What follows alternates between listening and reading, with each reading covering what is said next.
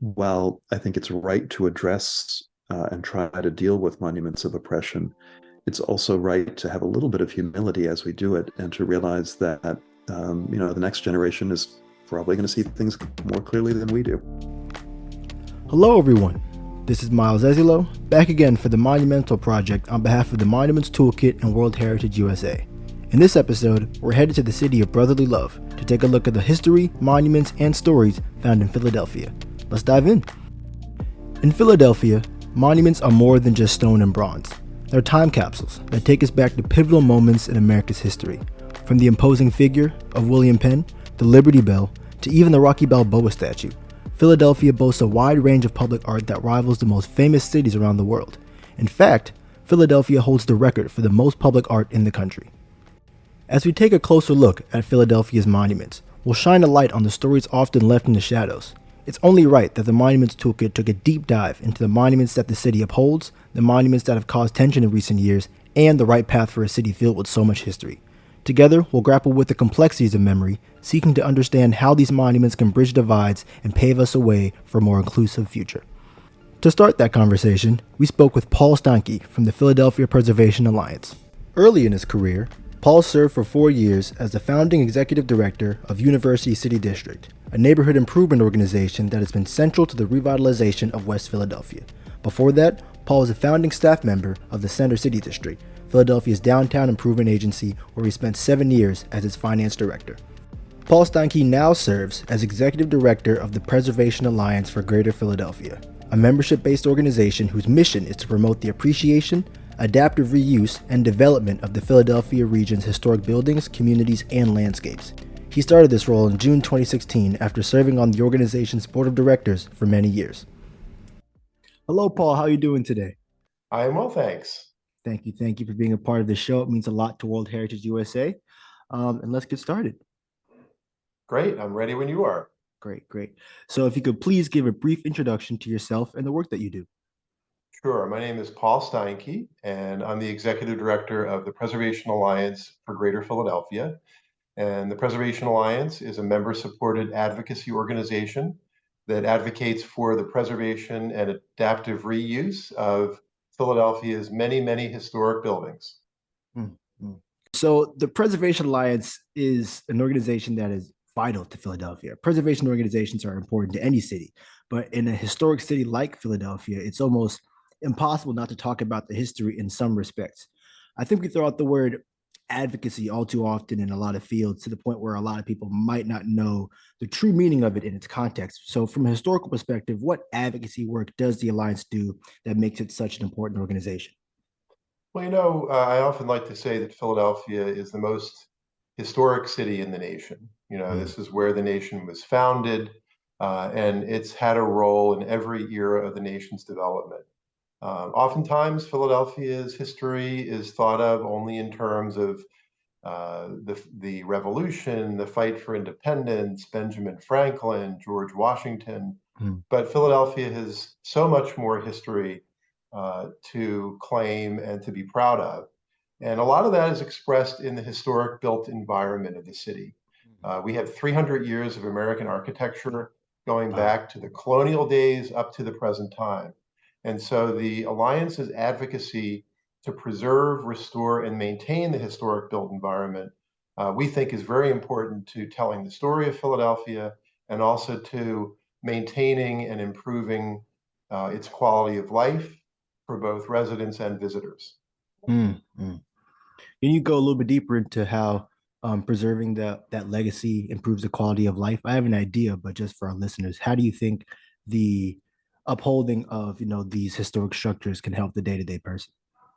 Sure. So the historic built environment that we have, not just the recognized historic landmarks, but the vast collections of row houses and schools and churches and old factories that make up the fabric of our communities in Philadelphia really give meaning and context to daily life in ways that sometimes I think people may take for granted until it's taken away, either through neglect and demolition or through development and redevelopment and demolition.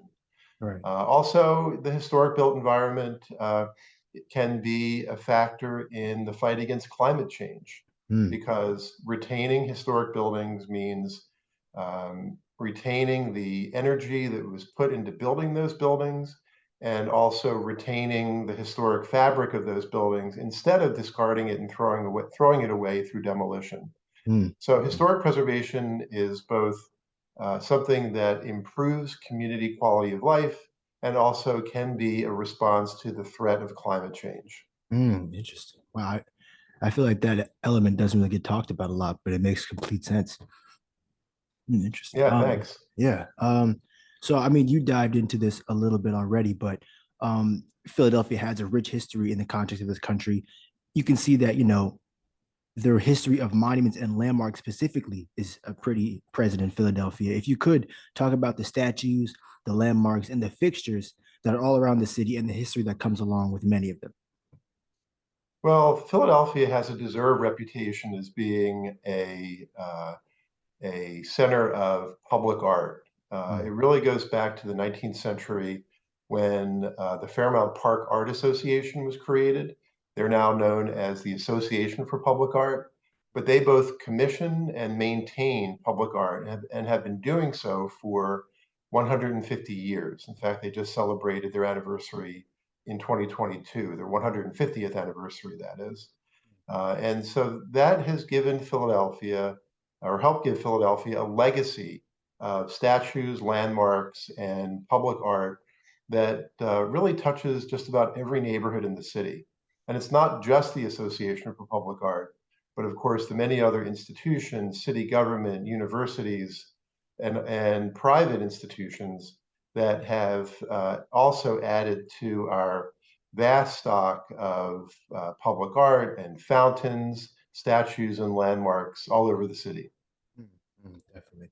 Yeah, I remember visiting Philadelphia a couple years back, and I was almost in shock about the number of public art pieces and statues that I could find around the city. It was overwhelming, but it was actually really cool to be part of, a city filled with so much history and art kind of interwoven throughout, the entire place. We spoke about this in a previous conversation. Do you have a favorite monument around the city? I know that's probably a difficult question to ask, but Well, I've uh, had a chance to think about it since you asked me to be ready for this, and I do have a handful that I'd like to touch on. mhm, I'll start with the statue of William Penn on top of our city hall. mm, William Penn, of course, was the founder of the city and Commonwealth of Pennsylvania, an English immigrant who started the city and the state in 1682. And he was a Quaker in England who was persecuted and wanted to found a colony that was based on religious tolerance and freedom. And I think there is a lot to admire in his life and legacy. And so the statue on top of our city hall was created in the late 19th century to memorialize William Penn. And it is the largest and tallest statue atop any building in the world. wow. And it also symbolizes the ideals of William Penn, who was not a perfect person. He did own slaves, a few, not many, but he did own slaves. But at the same time, he did believe in religious freedom and tolerance, which became a bedrock of the American experiment. So Mm, that's one favorite of mine. A second one is the Swan Memorial Fountain by Alexander Milne Calder, which is in the middle of Logan Square in Philadelphia. And it depicts the three rivers that converge in Philadelphia, the Wissahickon, which empties into the Schuylkill River, which mm, empties into the Delaware River. And it's just a beautiful memorial to the geography of the city, not to any individuals, but to the geography that caused Philadelphia to be placed where it is. And mm, then finally, the relatively new statue of Octavius Catto, an African American athlete, educator, and civil rights activist who right. lived in the mid 19th century and who was murdered on election day while he was trying to get newly enfranchised Black men out to the polls. Mm, And he was shot on that day when he was still a young man in his early 30s. And that statue, which is at the base of City Hall, Mhm. is the first memorial to an African American at our city hall. So it serves as a good addition and counterpoint to William Penn, which is at the very top, to Right. have this new statue that was dedicated in 2017 to an under-recognized hero of the early civil rights movement in Philadelphia and in our nation. Mm, mm. Wow, those are great picks. Yeah, I think it's actually tells an interesting story with William Penn on top, and that new monument on the bottom, just kind of showing the way history moves and how we can memorialize new figures, even in the same area in the same context. But it kind of shows the growth of where the city is and where the country is. With the city so historic, it's inevitable that some pieces of history might sour over time. Statues like the Columbus statue on Broad Street, as well as pretty much the entire Marconi Plaza, the namesake being a bit problematic throughout history. Um, as an organization based on preservation and also education, where does the Alliance stand on taking down monuments around the city? So on the Columbus statue in particular, when that statue was proposed for removal in 2021, the Preservation Alliance did take a position that the statue should be removed. Mm-hmm. And it was mostly because of what we thought was the very real threat to public safety that was out there because of the statue's continued existence in Marconi Plaza Right. in South Philadelphia. So we thought for the sake of public safety, the statue should be removed. Mm. And in fact, city agencies did decide to remove it.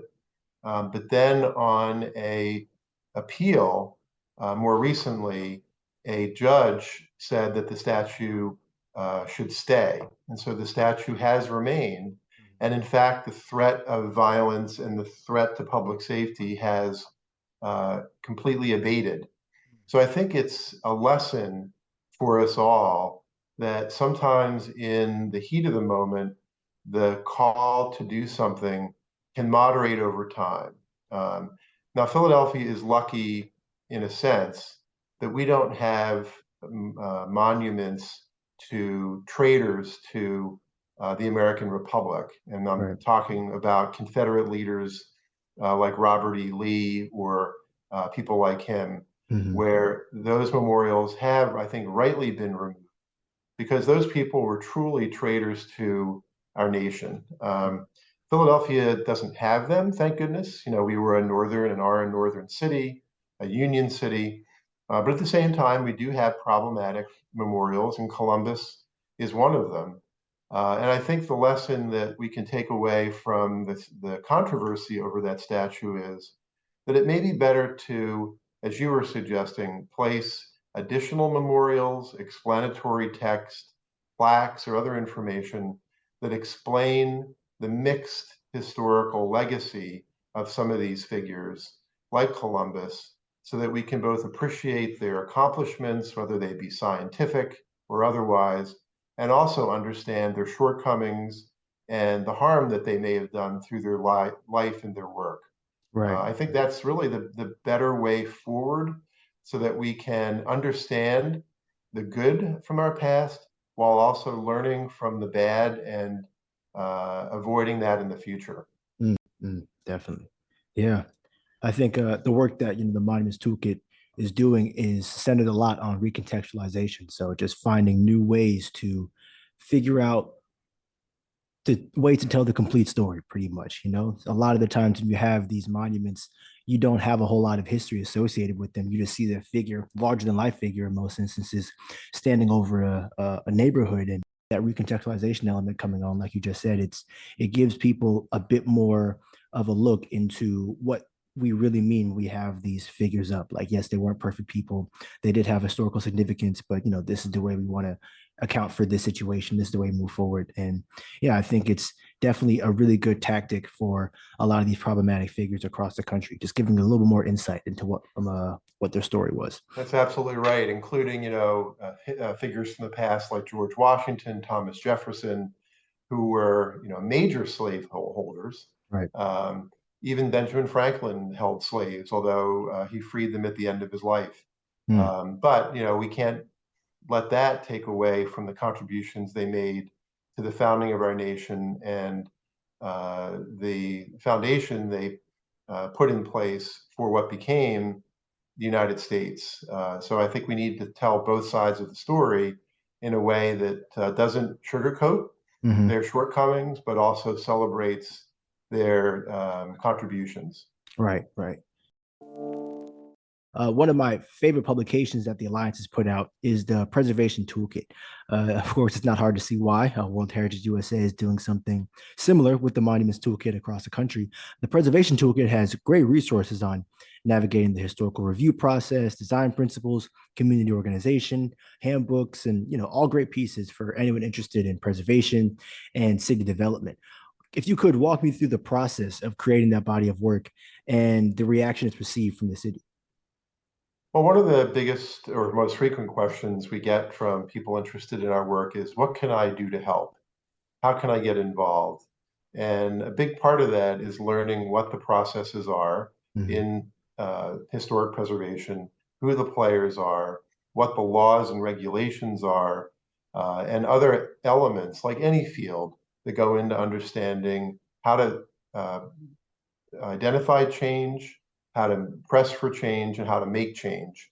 And so, what we try to do on our website under the Preservation Toolkit banner is to bring together as many of those resources as we can, both ones that we've created ourselves and ones that have been created by other groups, Mhm. so that anyone who's interested in our field and interested in our work can go on there and find interesting things to read and learn and absorb, so that when they're ready to make a contribution, they're well informed, they're knowledgeable, and they have the understanding of the tools that are available to preserve historic buildings, to advocate for their renewal and adaptive reuse, good examples that are out there to learn from, different kinds of buildings, different kinds of neighborhoods, different kinds of uses, all of which goes into understanding how to maintain and preserve and restore our historic built environment, which, after all, is what the Preservation Alliance stands for.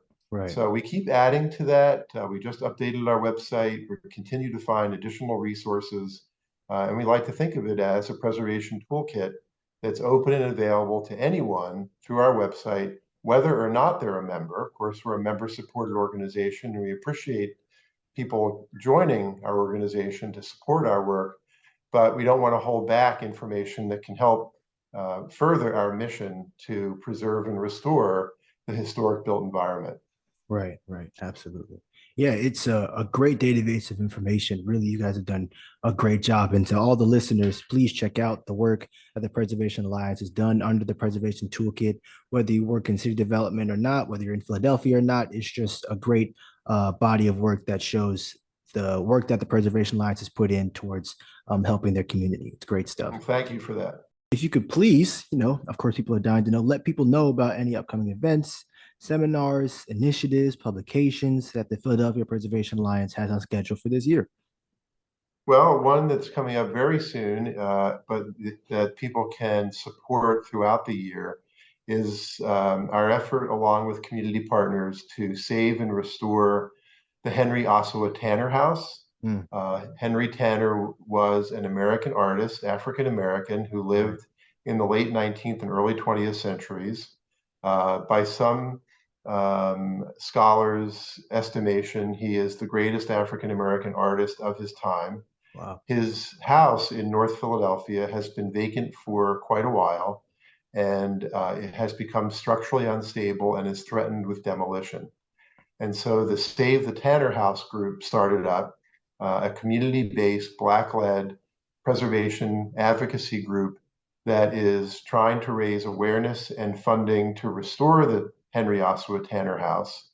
The Preservation Alliance is serving as the fiscal sponsor for the Save the Tanner House group. Mhm. And there is a fundraiser coming up on May 25th, which may be too late for some of your listeners, but it's at the Pennsylvania Academy of the Fine Arts Got it. on May 25th. And you can RSVP on our website or on SaveTheTannerHouse.org. And even if it's too late to go in person, you can still support the effort through either of those websites.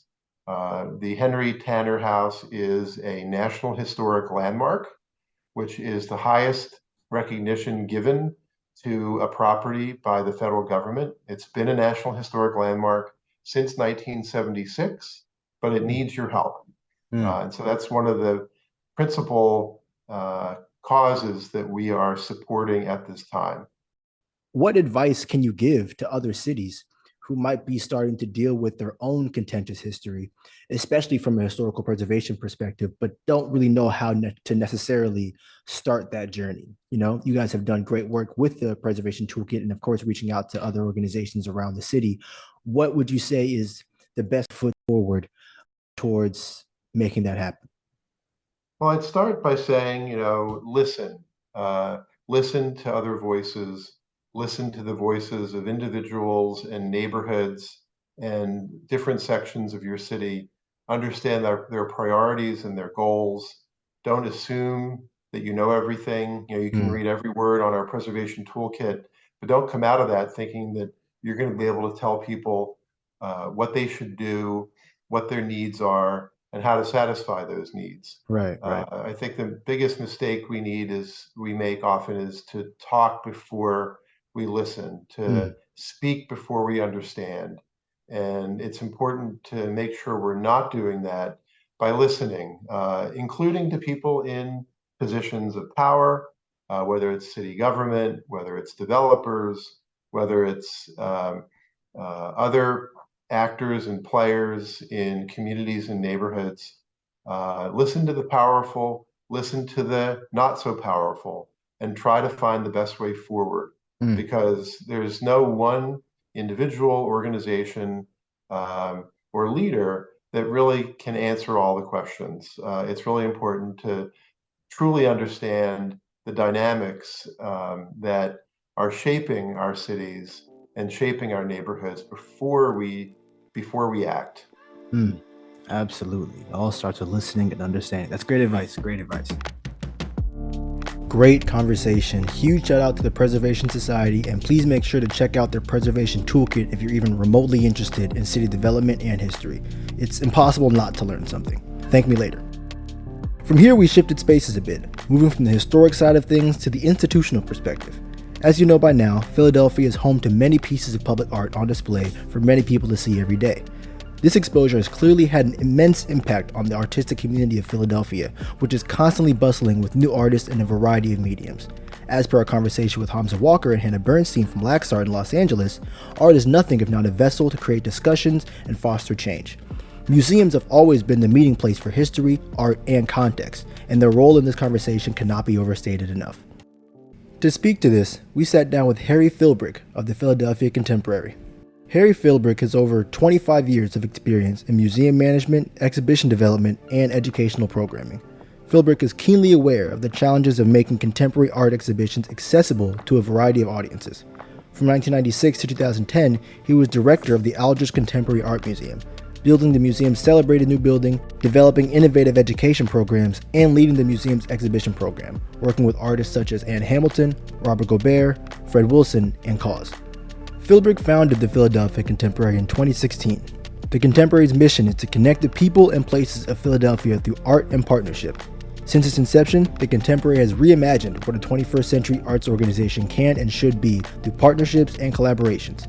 Known for its commitment to artists and community development and involvement, the Contemporary presents exciting and dynamic contemporary art programs throughout the city. Harry, how are you doing today? Doing very well.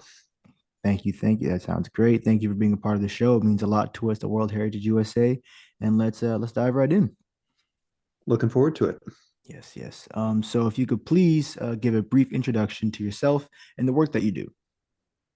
Yeah, my name is Harry Philbrick, and I've been a museum director and nonprofit leader for 25 years. I founded Philadelphia Contemporary in 2016. Was the art world something that you were exposed to early on in your life? And I guess the nonprofit world at the same time? I'm always interested in how people enter the field they're currently in, especially, distinguished individuals like yourself. What was the path forward? Well, I grew up in Providence, Rhode Island, and my dad was a poet and a professor at Brown University. So I really came from a family of a lot of writers, a lot of teachers. Mm, But my grandmother had always wanted to be an artist, and she took me to the Rhode Island School of Design Museum many, many weekends, and I just loved it. The RISD Museum is still one of my favorite museums in the world. It's not too big, but it has a little bit of everything.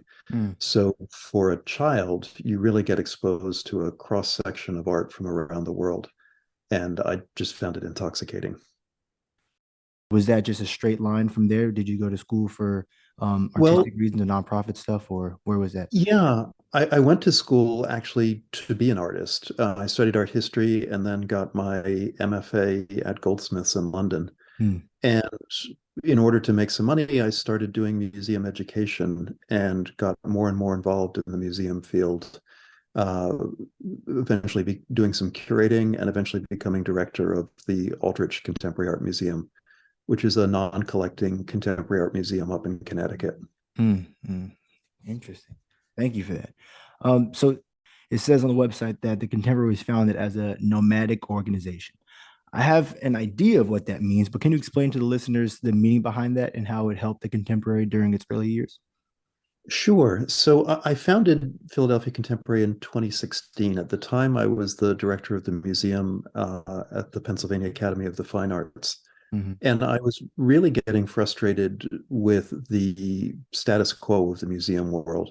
A lot of issues that at the time people weren't talking about. They are talking about them a lot more now, including the lack of diversity in audiences. And I would say that was the main issue that really drove me. Um, so I launched Philadelphia Contemporary with two main ideas in mind. One was to be a partnership-based organization, and the other was to try to attract an audience that is as diverse as the city of Philadelphia. If you, at the time, and I'll just leave it at that, at the time, if you went to PAFA or the Institute of Contemporary Art or the Philadelphia Museum of Art, you would by and large see a white audience Mm, and often an older white audience. And Philadelphia is an extremely diverse city. It's pretty close to 50% African American population. mm, And the audience in visual arts institutions really didn't reflect that. mm, So I launched Philadelphia Contemporary with a very small budget, and we didn't have a building. And we started by mounting projects around the city in partnership with other nonprofits, performance groups, a whole range of different kinds of projects and different kinds of locations. So I can give you some examples. Please do. We did a an installation with the artist Jane Irish Hmm. at Lemon Hill Mansion, which is an 18th century home that was, when it was built, it was out in the country. Right now, it's across the street from the Philadelphia Museum. But it's a beautiful 18th century building. And Jane did a really immersive installation with paintings that went from floor to ceiling, wall to wall on two floors. And on one floor, there was actually a ceiling painting. So you entered into this historic home and were really transported into Jane's world, which was exploring the idea of the Antipodes. So that was an example of us as a really small organization being able to utilize some of the amazing sites across Philadelphia. Mm, We've done things in we did a project called Grounds That Shout with the choreographer Reggie Wilson, and that was presented in three historic churches in Philadelphia: St. Peter's, Old Pine Presbyterian, and Mother Bethel. And these are three very distinct, really historically significant churches, all within a couple of blocks of each other. And we had a series of dance performances within each church and within the grounds of each church. And so audience members were taken on a guided walk between these three sites. And it really connected, I guess, five totally different communities. The parishioners and members of those churches. Um, St. Peter's is a Episcopalian church. Mother Bethel is one of the most revered and iconic Black churches in America. So three very different cultures right next to each other. So those audiences were there. Lovers of contemporary dance were there, and people who were interested in historic sites came as well. So it was really an opportunity to weave together different communities in a way that I think would be hard to do if you were in a fixed building. You know, it Right, was right. by being nomadic and going out to these different communities that we were able to do that. So it gave you more agility, to pull in different groups and different organizations because you weren't, fixed to, a certain structure, as you said. Interesting. Yeah, and um, you know, there's a whole host of issues at play here. One is museum design is often almost by intention intimidating. Mm, And you know, if you think about the Philadelphia Museum of Art, it's just kind of an obvious example. It's like this temple on a hill. It really is remarkable and it's amazing. But it doesn't exactly say, "Hey, come on in." It's like you have to make a journey to get there. right. And of course, with contemporary art, many people feel intimidated or confused or not sure what to do or what they're going to experience. And then you add the third element, unfortunately, which is kind of racial profiling that's happened in museums over the Mm, years. So a lot of people of color just don't feel comfortable going into a museum. So there's a lot of challenges in terms of taking contemporary art outside of its little bubble and making it accessible to a really broad range of people. And yeah, the work that the Philadelphia Contemporary does is amazing, not only for its quality but for its accessibility. At least from what I've seen from the outside, and you guys are doing really great work. In your opinion, how would you best describe the artistic community of Philadelphia? A bit of a tough question to ask, but the work of the Contemporary, connects to people and places of Philadelphia through art and partnership. How would you describe this scene to someone not from Philadelphia? Well, it's interesting. It's multi-layered. First of all, I would say it's very vibrant. Mm, Philadelphia is right at this moment has really benefited from an artistic point of view, from the fact that we are midway between New York City and Washington, D.C., mm, two cities whose cost of living has just absolutely skyrocketed, and Philadelphia, relative to them, is quite an affordable place.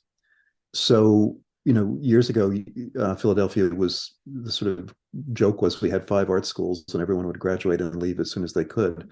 Now, people graduating from those art schools are many more of them are staying in Philadelphia. mm, We also obviously have a really long history of being an arts center. I mentioned the Pennsylvania Academy of the Fine Arts.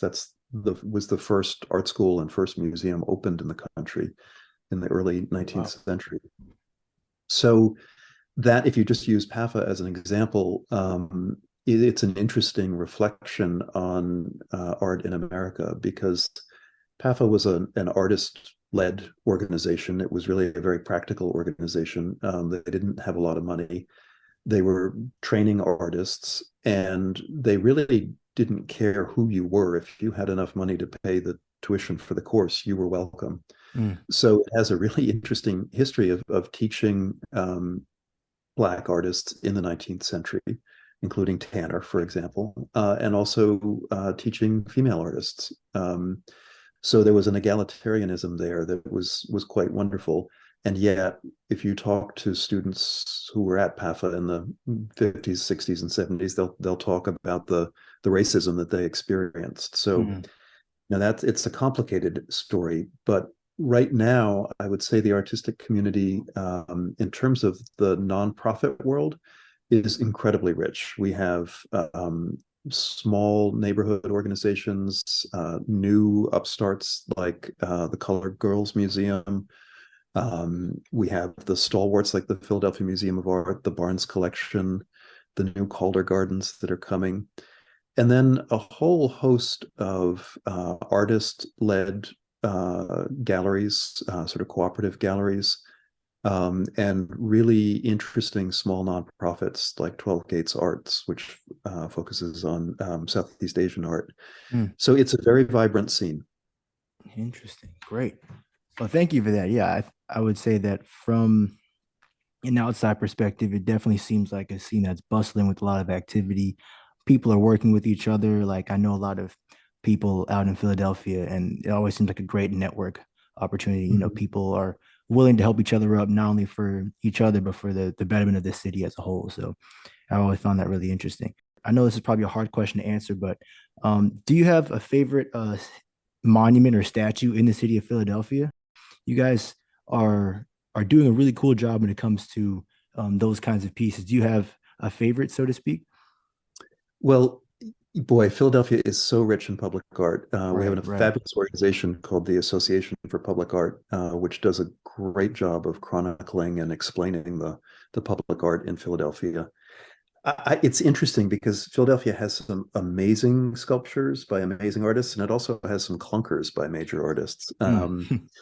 But so I'll talk a little bit about both. I think my favorite, it's not that they're necessarily my favorite sculptures, but one of my favorite one of the favorite aspects of sculpture in Philadelphia for me is the three generations of Calders. Mm. So Alexander Milne Calder did the statue of William Penn that's on top of City Hall. And, Mm. City Hall is this enormous stone structure. Yeah. And you look up at William Penn, he doesn't look that big, but he's something like 30 feet tall. It's an enormous sculpture. And then his son, Alexander Sterling Calder, did the Swan Memorial Fountain in Logan Square, which is really fabulous. At this time of year, it's just beautiful with all the flowers blooming around it. And in the summer, it's a big, shallow fountain. Although people are not supposed to, people go in and wait around in their bare feet to cool off. So it's a really iconic sculpture in Philly. And then, of course, Sandy Calder, his son, I mentioned the Calder Gardens that are coming that are devoted to his work. He has work in the Philadelphia Museum of Art and also hidden in the Federal Reserve building. The Federal Reserve has a building here in Philadelphia, is a huge mobile hanging from the ceiling of the atrium. It's actually his largest hanging sculpture. It's called White Cascade, and it's from the 1970s. It's absolutely enormous. Mm. And you have to know it's there, but if you do know it's there, you can go through security and into the Federal Reserve building. It's a public structure, and go in and take a look. Wow. And then, we have a great early Claes Oldenburg clothespin right near City Hall. And then we have one of his last public sculptures, a paintbrush with a blob of paint, which is by Paffa, which I think, frankly, is one of his weakest sculptures. Mm. And Isamo Noguchi, a revered 20th century sculptor, has a really terrible sculpture of a kite with a key dangling from it, as a reference to Ben Franklin's lightning strike Right. near the Ben Franklin Bridge. So there's an incredible range of sculpture in Philly, but I think the most important work now in terms of public sculpture is the memorial to Octavius Catto, which was installed by City Hall in 2017. It's a permanent installation. And believe it or not, that was the first permanent public monument to a Black man in Philadelphia. When you Wow. think of the hundreds of sculptures to white men and some white women, and given the history of Philadelphia and the Hmm. importance of the Black community here in Philadelphia and the importance of Philadelphia to the African American community, it's kind of staggering that it took until 2017. Wow. It's a beautiful piece by Bradley Cadet. And Caddo, if you don't know him, or I'm sure not many people do, but he was a 19th century civil rights leader, an educator, and was really active in the movement to abolish slavery and civil rights for Black folks. He was also a incredible baseball player and really helped bring the Negro Leagues, the importance of the Negro Leagues here in Philadelphia. Mm. And he was murdered at age 32 in 1871. Wow. So it's a really moving and wonderful sculpture. And if you come to Philadelphia, that would be the piece I would say you've got to go and see. Perfect. Perfect. Wow. Thank you for all of that. And I think it's actually so interesting that when a lot of statues or monuments that come up of African American men or women or people of color in general, there's always almost a startling statistic that comes alongside it. The fact that it's the Yeah. first of the, of its kind to be in that area, or the first ever to be, acknowledging somebody like this.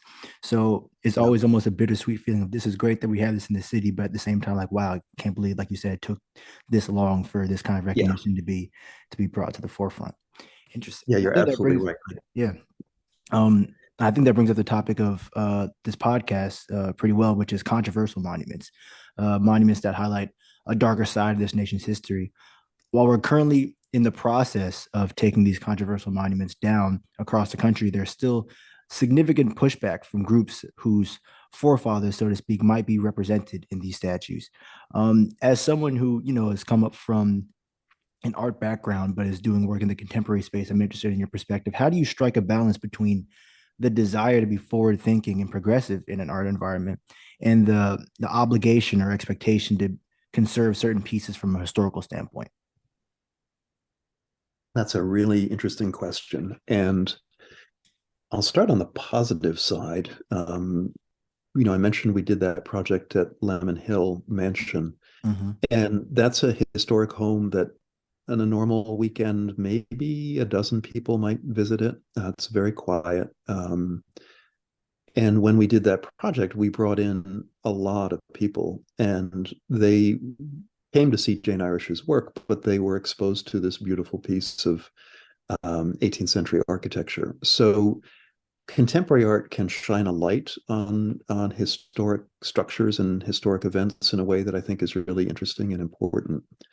But the more nuanced question and difficult question that you're getting to of monuments that were built at a time and maybe by a community of people that made sense then and was important then, and we look now Right. and see them very differently.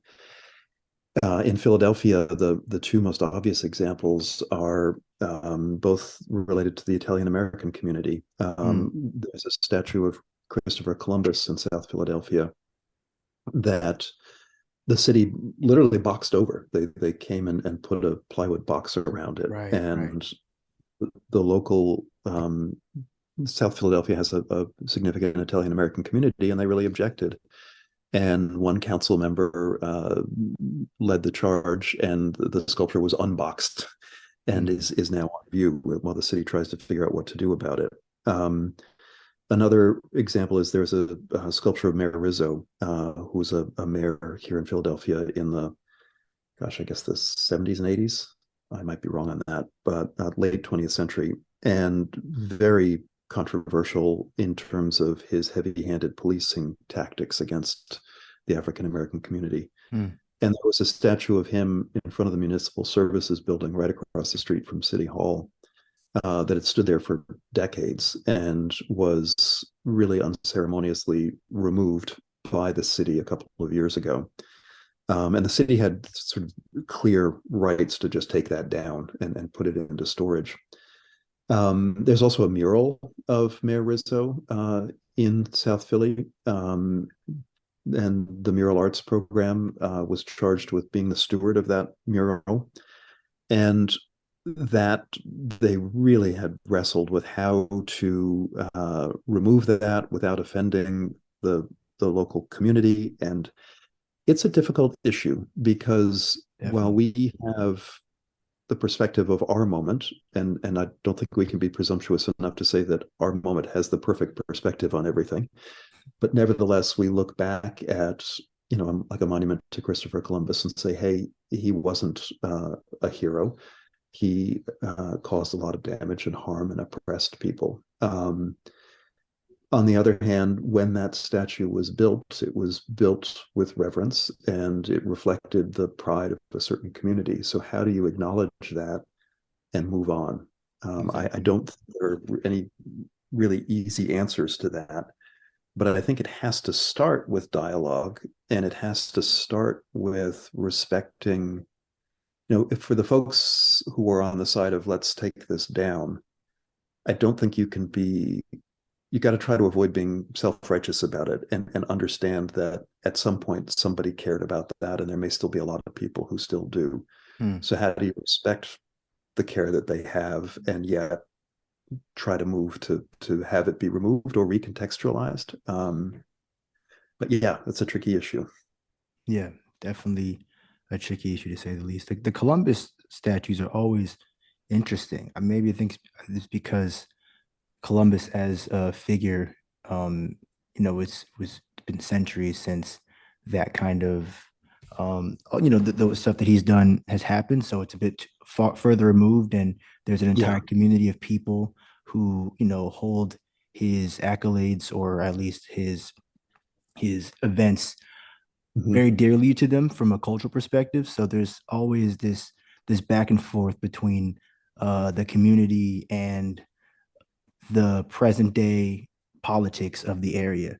And it's usually gets very messy. There was a similar situation in Baltimore that had a lot of the same issues of people, taking the monument down and then things changing. And, there's still a little bit of bad blood in that area. And I think, it's probably the same situation in Philadelphia.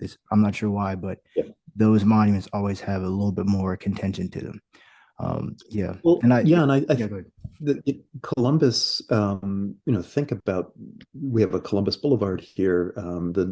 The word Columbia just informs so much of American history. Right. So he was so deeply interwoven into the fabric of our country for so long, and the sins that he committed, or the egregious acts that he committed, perhaps weren't obvious, and over time they do become obvious, or they have become obvious to the culture at large. Right. So I think that one is trickier than, for example, the monuments to the Confederacy that were erected in the early 20th century, when it Right. is Right. clearly what happened was obvious to everybody, and the sort of political intention or the racist intention of those sculptures is manifest. Exactly. So there's such a range here of intentions and outcomes that it's there's no simple single answer to this question. Yeah. We've spoken to a lot of people about the relationship between public art and its surrounding community to many people, including artists, city planners, historians, etc. The message is generally the same, but I'm curious to know your thoughts as an art director and as a nonprofit organizer. Does art in the city always have to be a mirror, so to speak, of its community? Or are you ever trying to introduce an artistic element that may not be present already? Is that even your job? Whether it's an outside artist, a new direction, how do you determine when slash if something fresh needs to be presented to a community or a Yeah, city? that's a great question, and it begs another question, which is, um, does all art speak to or of a community? Mm, And a city like Philadelphia, which is perhaps emblematic of many cities in this country, there are so many distinct and diverse communities here that it would be almost impossible to imagine a sculpture that could speak to every community. right. Uh, Maybe your Rocky sculpture is the closest. I don't know. Um, but an example is, there's a movement to create a monument to the comfort women of the Second World War. So Korean Right, right, and were forced into, quote unquote, provide comfort to Japanese soldiers. And that has sparked a dialogue between the Korean American and the Japanese American community about what's appropriate and how it should be done. So, just an example of the specificity of some community sculptures, and the issues that they address being of immense importance to one community, and perhaps being really difficult to hear about for another community. And then, yet again, to another community, they're like, we didn't even know what you're talking about. right, So I think understanding that there are so many different communities, and I mentioned mural arts a few minutes ago. The mural arts program here in Philadelphia is remarkable and has created just literally hundreds of murals across the city. some of which are abstract, some of which are addressing particular communities and particular neighborhoods down to a couple of city blocks. Like this was a leader in this neighborhood who was killed, and nobody outside of that neighborhood would know who that individual is, but within that very small neighborhood, he or she was really revered. So they've really, I think, are exemplary in terms of an organization which both tries to embrace specific communities and find work that can speak universally. And I think we sometimes forget that with public art, that it doesn't, not all public art is political or community based. Mm-hmm. It can be sensational, and I mean that in a good way, like an aesthetic sensation, something that provides delight to the eyes, more like a fountain, for example, where it's just the pleasing movement of water and the sound and the light, as opposed to a fountain that is a memorial to somebody or something. You're actually the first person that I've spoken to that says that public art isn't political or community based. I think that's such an interesting perspective. Sometimes it can just be adding beauty to an already existing community. I think Yeah, that's really interesting. and to be clear, I think much public art is political and community based, but there is a third option, and I think a fountain, for example, I think is a good example of that. So the projects that are currently being held at the Contemporary are really, really special, past and present. I would love to focus on Monument in Waiting, the sculpture from Theaster Gates. If you could explain how you came across Gates' work and how it ended up at the Contemporary. Sure. Yeah, I've obviously been an admirer of Theaster's work for a very long time, and the Monument in Waiting was actually commissioned by the Parish Art Museum out in the Hamptons. In the context of our reckoning with historic monuments, some of the issues we were just talking about. And it was beautifully installed there. But Theaster was interested in having the sculpture mounted in a very different community from the Hamptons. And so his studio approached Philadelphia Contemporary to see if we would be interested in trying to facilitate its installation here in Philadelphia. And we were.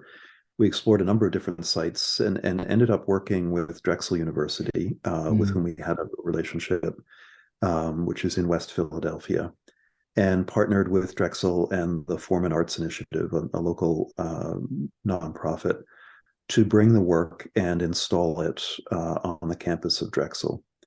And Monument in Waiting is a sculpture that really addresses these issues about who are monuments made for. It's a sculpture with a sort of a stone patio, I guess you could say, that you can walk on, and on it are 4 or 5 plinths, the bases for monuments. Some of them are toppled over, and some of them are empty, and you even are invited to kind of hop up on top and become the monument. And chiseled in the side of the largest of those plinths is the expression, "Until real heroes bloom, this dusty plinth will wait." And so it's a very simple work, but it really calls into question, are there any real heroes? Right. What we were talking about before, like today's hero might be tomorrow's pariah. And perhaps we are the heroes. We are invited to step up onto that plinth, and perhaps it's up to us to be the heroes and bring about the change that heroes are supposed to bring about. So it's a really rich and a very simple but rich and nuanced work of art. Yeah, definitely. It's really, really interesting. I think the simplicity of it actually makes it accessible to a lot of Yeah. people. Like the message is so clear cut and understandable that there's no need for a whole lot of frills. You get the artistic element of it as well as the message behind it. And I think it's such a valuable piece of work. And it really calls into question, like you said, a lot of the things that we talk about in such a packaged way. So I love it. I'm a big fan of it. the Philadelphia Contemporary focuses heavily on working with community organizations around the city. Is there an organization in particular that you'd like to spotlight for the work that they do? I think you've talked about a couple of them so far, but any of them that really call out for doing really great work in the art space or the nonprofit space around the city? Yeah, I'd actually like to highlight a very small organization called the Mantua Civic Association. Hmm. Mantua is a neighborhood just on the edge of University City. I mentioned Drexel University, Drexel and UPenn, and are right next to each other, along with a bunch of really major hospitals. So it's a big kind of eds and meds complex. And the community immediately to its north is called Mantua. And Mantua is pretty deeply impoverished neighborhood. And the Mantua Civic Association was started by local residents and as a grassroots organization. And they have built up a network of programming in the city, did some fundraising, and built a community center. And immediately next to that, where there had been a derelict house, they tore that down and created a community garden. Hmm. And we've been working with them over the last 3 years or so on a program called Youth Ambassadors, which is really about trying to bring together art and environmental justice ideas in a very accessible way for middle school and high school age kids. Wow. We've managed to bring in the Academy of Natural Sciences to help on the um, science end of things, and we can help on the art end of things. Right. But I think it's an example of what a few people in a community with dedication and hard work and through partnership and not a lot of money can create for their community. So Mm, shout out to Mantua Civic Association. definitely. Wow. And I guess turning the light onto you, please let people know about any upcoming events, seminars, or initiatives that the Philadelphia Contemporary has on schedule this year. Great, thank you. Yeah, we administer a program called the Velocity Fund, which is a granting grant opportunity for Philadelphia area artists. And the call for applications is open right now through June 6th. So I urge people to go to our website and look for the Velocity Fund. It's grants up to 5,000. It's $5,000 grants to local artists. Wow. And we have a couple of in-person events where people can learn more about it.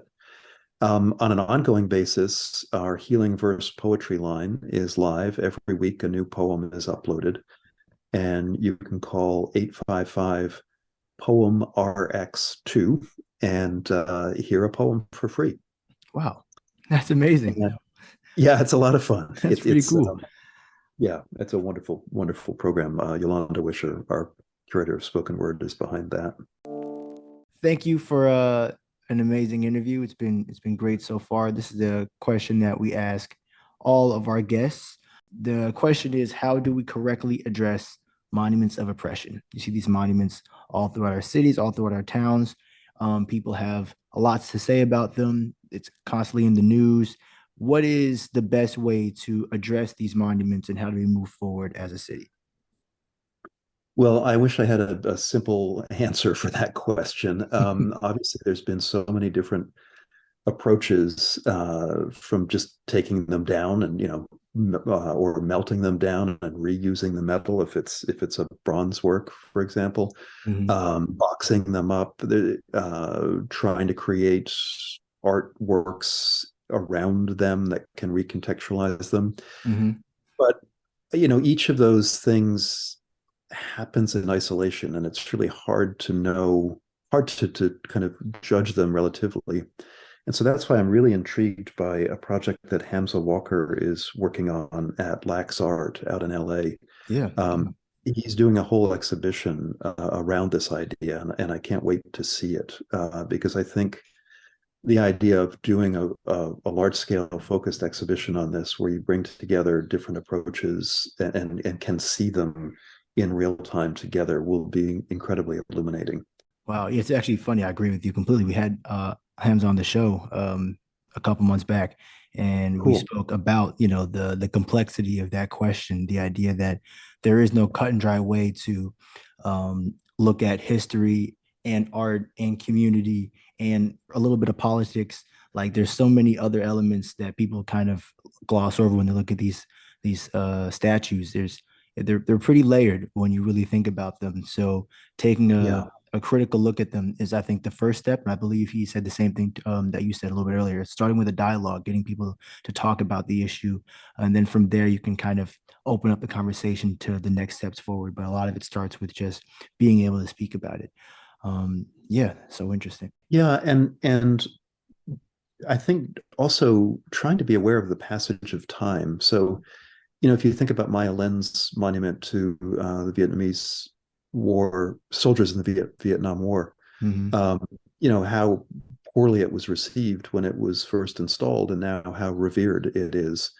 And that works in the other direction as well. Things that are installed that are revered and then become poorly received. So just trying to be aware that our reaction right now is a reaction at one point of time, and that things will change and things will evolve. And while I think it's right to address and try to deal with monuments of oppression, it's also right to have a little bit of humility as we do it, and to realize that the next generation is probably going to see things more clearly than we do. It's clear to see that Philadelphia is a dynamic and historic city filled with stories and individuals that continue to not only uphold that history, but also drive the legacy of the city forward in unique ways. As a city with so many monuments and historic landmarks, one can look to Philadelphia as a case study for how historic preservation can aid in the development and future of a city's identity. Thank you for listening to the podcast. We'd like to thank the Andrew Mellon Foundation, the entire World Heritage USA team, and all of our listeners around the world for tuning in. Tune in next month as we talk to another leader in the historic preservation space. Also, if you enjoyed these conversations, we're going to be looking at these topics more in depth this summer with our series Monumental Summer. Stay tuned and visit our website for more updates. As always, I'm Miles Ezilo. Thank you.